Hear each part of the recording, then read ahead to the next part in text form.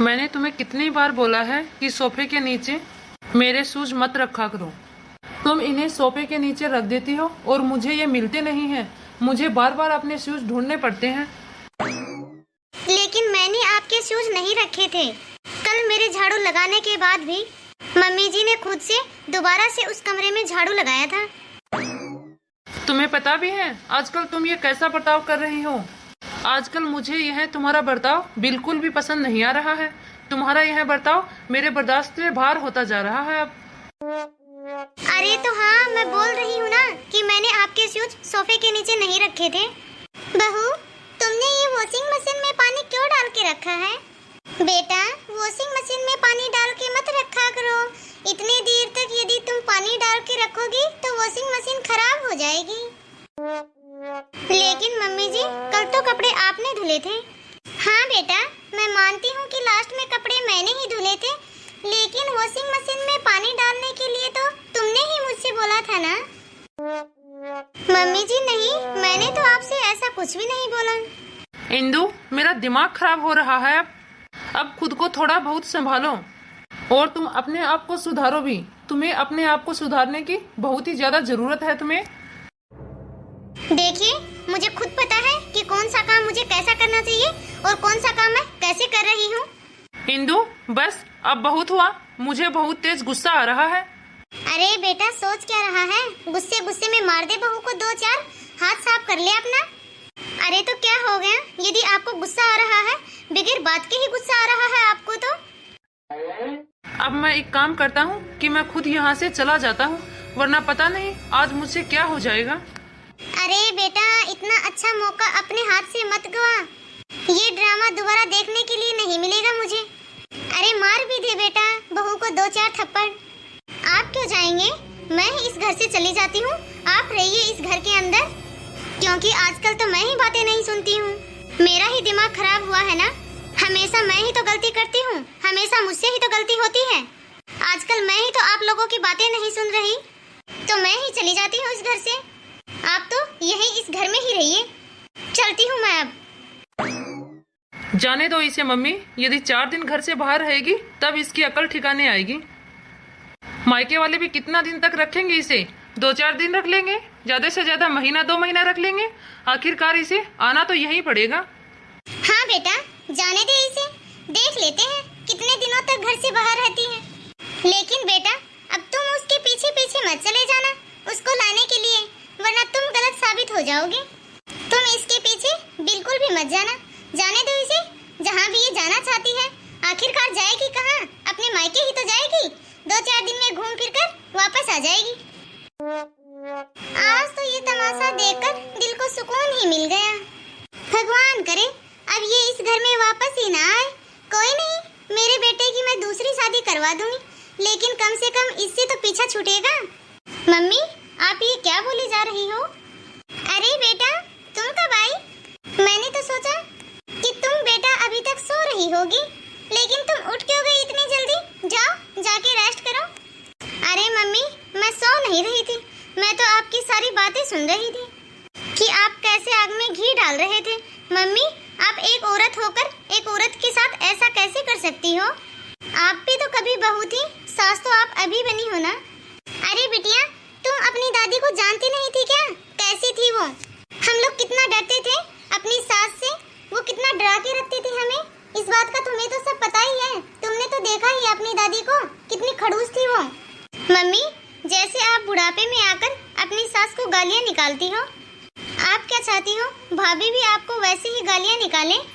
भैया, भाभी, अरे जाने दो बेटा, वो पैकिंग कर रही है अपनी। हाँ दीदी, आपने बुलाया? भाभी, आप कहाँ जा रहे हो? मैं अपने मायके जा रही हूँ दीदी, यहाँ मेरी कोई जरूरत नहीं है। ये आपसे किसने कह दिया भाभी कि यहाँ आपको जरूरत नहीं है? अरे भाभी, आपको नहीं पता, यहाँ सबसे ज्यादा जरूरत तो आपकी ही है। और भैया, आपका रिश्ता इतना कच्चा कैसे हो सकता है, जो कि किसी के भी कहने पर 1 मिनट में आपने भाभी को इस घर से जाने के लिए बोल दिया। और भैया, यदि भाभी ने गुस्से में आकर इस घर को छोड़ के जाने की बात कह भी दी, तो आपने भाभी को रोका क्यों नहीं? भैया, क्या सच में भाभी आपको इतनी लापरवाह लगती है? क्या सच में भाभी केयरलेस है? अरे तुम ऐसे पहेलियां क्यों बुझा रही हो? तुम साफ साफ बोलो, आखिरकार तुम कहना क्या चाहती हो?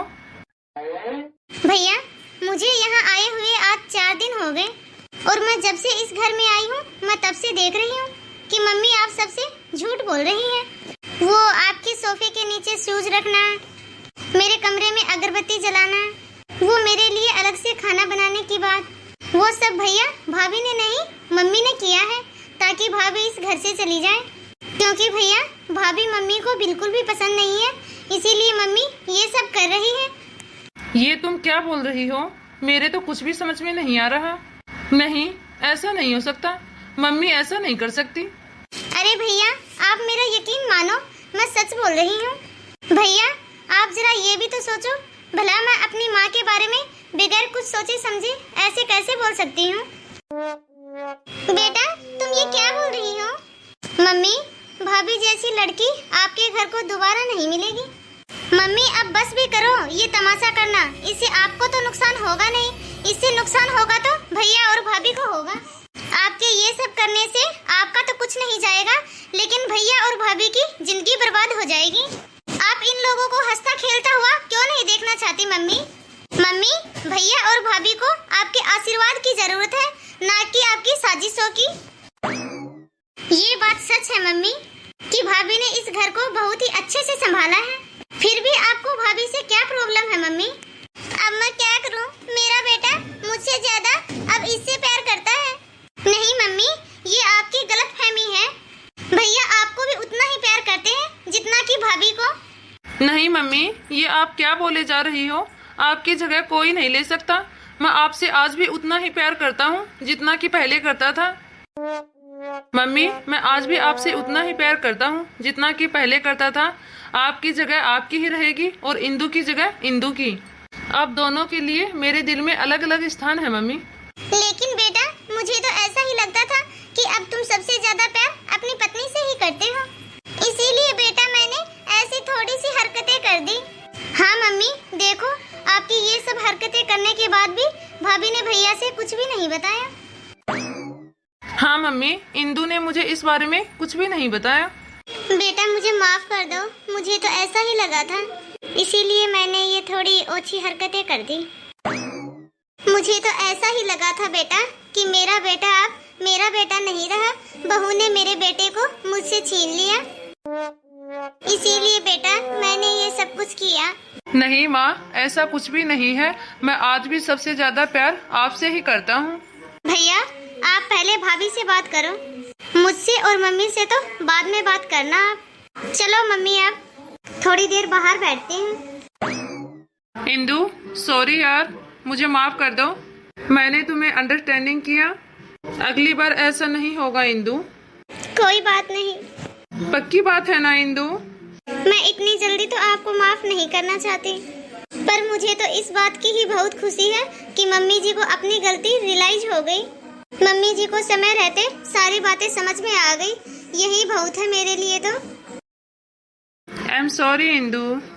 अच्छा तो इंदु, अब सबके लिए मैं गर्मा गर्म चाय बनाता हूँ, तुम बाहर जाकर मम्मी और दीदी के साथ बैठकर गप्पे लड़ाओ। तो हाय दोस्तों, आप सभी को यह कहानी कैसी लगी? कहीं यह कहानी आपसे रिलेटेड तो नहीं है? कमेंट में ज़रूर बताइए। वीडियो को लास्ट तक देखने के लिए धन्यवाद। यदि आपको हमारा यह वीडियो पसंद आया हो तो इस वीडियो को ज़्यादा से ज़्यादा लाइक और शेयर करें। यदि अभी तक आपने हमारे इस चैनल को सब्सक्राइब नहीं किया हो तो फटाफट से बेल आइकन दबाकर सब्सक्राइब करें, ताकि ऐसे ही मज़ेदार वीडियो आप तक पहुंचते रहें। तो धन्यवाद दोस्तों, मिलते हैं अगले वीडियो में। तब तक आप इस वीडियो को देखें और एंजॉय कीजिए।